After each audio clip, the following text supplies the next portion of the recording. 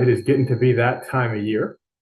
So I thought I'd talk a little bit about snow removal ordinances and the power that you guys technically have to sort of get landowners to sort of comply with this particular set of norms. Uh, I am a little bit hard of hearing this morning. Can somebody give me a thumbs up if you can hear me okay? All right, great. Great, great, great. Uh, okay, so before we get into it, we do have a bit of news here. So, Office of Cannabis Management has sort of started with new guidance for local governments. If you want to take a look at that, the website address is on your screen there. So, if this is a topic that you're curious about and you want to know the state's perspective on it, this is they've got updates to their local guidance. There is one additional item. They've contacted us to ask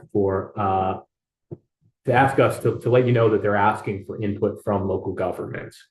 So they want folks to complete this contact and delegation form, so they know who they're talking to in terms of local governments, and they want you to sort of register for their account. There's details available at the website. That the address is at the bottom of your screen there. That mn.gov/ocm/local governments form there. So they asked us to pass that along. So here's me keeping my promise. All right. So someone is dumping snow on your roads. Minnesota obviously has a certain set of climate challenges, and this is one of those things that is a bit of a perennial, but we haven't talked about it in a while. So I figured, why not give it a go?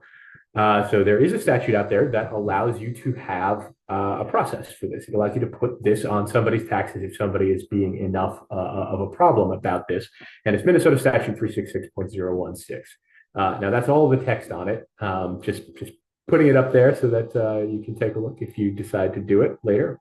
Not going to read that whole thing. But here is the breakdown. So getting the obligation in place is a two-step process. So first, the town board passes a resolution. Second, you have a ballot question. So as with any other ballot question, per Minnesota Statute 205.16, subdivision 4, you got to give notice to the county auditor. And you resolve to submit this question to the electors by ballot at the town election. That statute does have a set of required language. Shall persons who own or occupy real estate that adjoins a town road be required to remove snow, ice, or both that has been caused to be deposited by the property owner or occupant upon the town right of way. Now, if you get this thing passed, so if you have your resolution, submit it, the voters say yes, then you've got a next set of steps. So you have to send notice. That notice has to come with an affidavit of service. You have to wait 10 days, and then you cause the removal. At that point, you certify to the county auditor a, quote, itemized statement, unquote, of the expenses that you incurred during your removal. And the county auditor is supposed to enter the amount on the tax books as a tax upon the land, which, quote, shall be collected in the same manner as other real estate taxes. Now, there is a bit of an obvious problem there, right? You shouldn't let snow obstruct a road for 10 days. Somebody might get hurt. Somebody might not be able to get through. This could create some fairly serious difficulties. So we have a bit of advice, some practical-minded advice on how to handle this and still potentially use this power for folks who have passed it. So if you're dealing with snow or ice that has proved that poses an actual hazard, just get rid of it. Send notice to the owner or occupant at that point. Next time, if you continue to do this, it's going to go on your taxes. And then at that point, if they do it again, you document the site. So take notes, take pictures, file them all together. You want to have a basis if this thing goes to court for why it is that you're doing this action. Now, remember that litigation can take kind of a while to get off the ground. So you're going to want to record everything that's potentially relevant, even if it seems obvious at the time. Just try to take a step back and think about what this looks like if you'd never seen any of these things, and just sort of document the scene as a whole, your impressions, why it is that you think that this thing came from that particular owner or that particular occupant, and then you remove it. And then at that point, you send the notice as described, and you add it to the taxes as we described there. Now, of course, not every case of this is going to be a threat to life or property, and feel free to use the ordinary 10 days if you're in your judgment. The snow or ice that was deposited is just a nuisance and not actually a threat. Now, in addition, there is this other statute, Minnesota Statute 160.2715, which also makes it a misdemeanor to obstruct any highway or deposit snow or ice thereon. So if you have a particularly cooperative local law enforcement agency, you could try to get them to issue a ticket on that basis and ignore this process altogether. Get somebody else to pay for it that way. Now, that's going to depend on your relationship with local law enforcement. It's not necessarily so easy to make that happen in a timely fashion. So, it is potentially worth considering this 366.016 process if you have, a sheriff's department that is just not understaffed or just more interested in other priorities. You might have a little bit of a difficult time making this technical requirement in 160.2715 actually stick to any individual property. Okay. And then in our information library, we have TR 2500. That one has sample notices. It's got sample resolutions. It's got the ballot question. It kind of walks you through the whole process and all of that. So for folks who are interested in this thing, please feel free to look that up. And there we go. So relatively simple this time around. All righty, I see some chats here. So let me go. Post the address for the cannabis. Yep, I can jump back there and we can share my screen again here. I'll just leave that up for a little bit. So if you want to take a quick screenshot or whatever.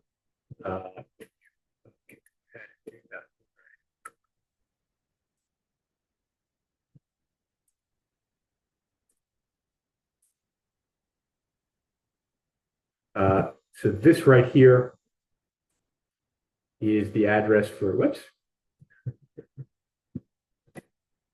That right there is the address for the actual local government sort of FAQ or local government guidance put out there by the Office of Cannabis Management. So I'll just leave that up there for a sec for anybody who wants to take a quick screenshot or write it down. Let's see, let's grab the next one.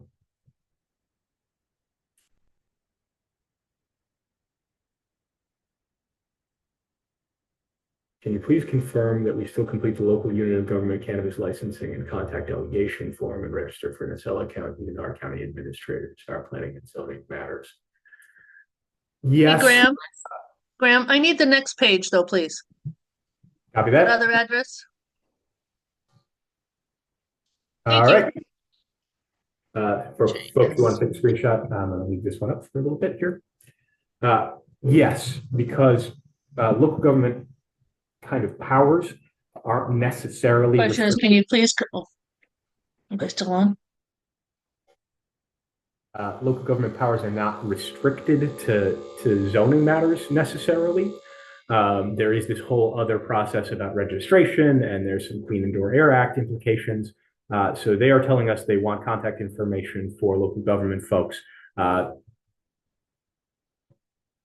Look, there's also a separation of powers issue here. If you really want to get into it and potentially be difficult with them, I don't know that they can require you to do this, but they did request that folks fill that one out. So I am passing that request along here. Does ballot question need to be added to the paper ballots for the annual meeting elections? The county is asking if you're adding any referendums or like to the ballot. Yeah, so this is technically a ballot question. It's at the one of the weird bits about township government, right, is that oops, here, I'm going to get out of this so that folks can. Some powers are exercised at the meeting itself. Some powers are exercised at the election. This one is exercised at the election. The statute is fairly clear about that. So this one does have to go on the ballot, and it can't just be passed as a motion at the annual meeting. Unlike, say if somebody's looking for permission to spend public money on an abandoned road under 36510, or if somebody is looking for a budget to I don't know, build a town building, right? That those two can be done as motions at the annual meeting itself. This one's supposed to be done on the ballot. Statute's fairly clear about that one.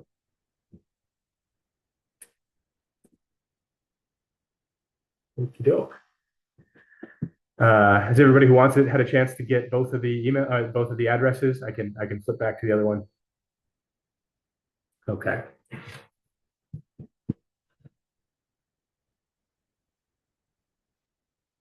Okie doke, folks. So we are looking at residents push snow across county roads. It's probably not. Now, the way that you phrase that question is where you're getting that little bit of hesitation. If they're not obstructing it at any point during that process, I don't know how that's physically possible, but people can be very creative about this stuff. If they avoid obstructing it, that's probably arguably legal. At least they probably aren't going to be convicted under 160.2715. And if they remove it, they're probably not going to get convicted under, or you're not going to be able to charge them under 366.016. But I'm dubious about that. I think as a practical matter, almost all the time, you're going to be creating some level of obstruction, some level of problem for traffic, and that's illegal. So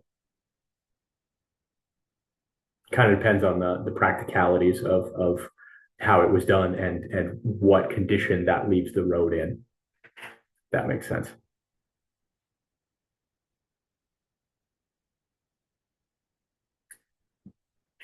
Okay. Well, folks, a little bit of a short one this morning here. Hope you found it a little bit helpful. Please don't hesitate to ask any questions. Off topic, does a township need to conform to municipal contracting law if the money to repair a road is from the DNR? Interesting question. I think it depends on the way the transaction is structured. If you are saying, hey, DNR, yep, go ahead, you take care of this, you're paying for it, you're doing the contracting, I don't think the township necessarily has to be that involved with it. But if the DNR is giving you the money and then you're supposed to fix the road, then yes, the obligation would be yours and you'd have to go through municipal contracting law. Will you be posting the last Township Tuesday? It's not on the website yet. Yeah, we'll post it. We'll make sure that one happens. So yeah. What is MCL? Municipal contracting law. So that's the one that says if you are spending more than $25,000, you got to get two written quotes, or at least you got to try. And if you're spending more than 175, I believe it is, then you need to sort of go through the full sealed bidding process. So, particularly when you're doing a major road repair, pretty easy to hit that high number. And that's a pretty burdensome process potentially. So if folks are looking for more detailed guidance on that sealed bidding process, that certainly could be something that we could throw onto a Township Tuesday here one of these days.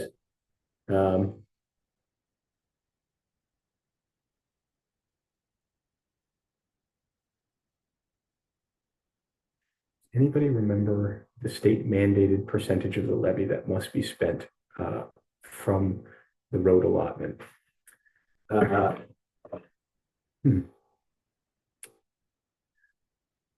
I'm not familiar with that requirement off the top of my head.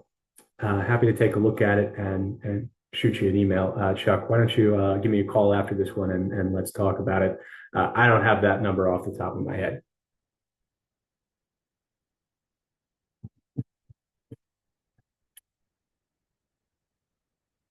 All right. Anybody have any other questions? Otherwise, look forward to seeing you all at the annual meeting. Those of you who are coming, and well, thank you very much for your time and attention. And yeah, have a nice morning. Merry Christmas.